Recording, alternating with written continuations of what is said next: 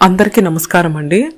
ఈ రోజునే శ్రీ మధుర మీనాక్షి సుందరేశ్వరన్ స్వామివారి కళ్యాణ మహోత్సవం సందర్భంగా మధుర మీనాక్షి దేవి యొక్క విశిష్టత గురించి తెలుసుకుందాము. తమిళనాడు రాష్ట్రం ఆలయాలకు సంస్కృత వైభవానికి పెట్టింది పేరు.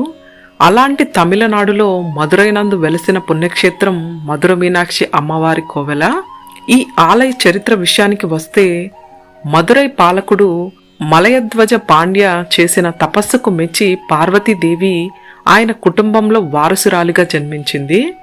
3 రొమ్ములతో పాప జన్మించడంతో పాండ్యరాజు ఆందోళనకు గురి అవుతాడు.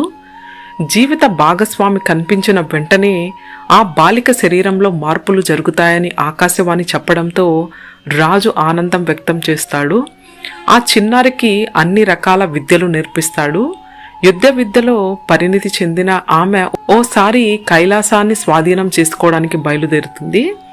అక్కడ యోగ నిద్రలో ఉన్న పరమశివుణ్ణి చూసి ముగ్ధురాలవుతుంది. ఆకాశవాణి చెప్పినట్టుగానే ఆమె శరీరంలో మార్పులు వస్తాయి. యోగ నిద్ర నుంచి మేల్కొన్న శివుడు తన కొరకే జన్మించిన కన్యగా భావించిన ఆమెను వివాహం చేసుకుంటాడు. ఆమె మీనాక్షి. ఆమెను వివాహం చేసుకున్న శివుడు ఈ క్షేత్రంలో సుందరేశ్వరునుగా కొలువుదీరి ఉంటారు. మధువు అంటే అమృతం.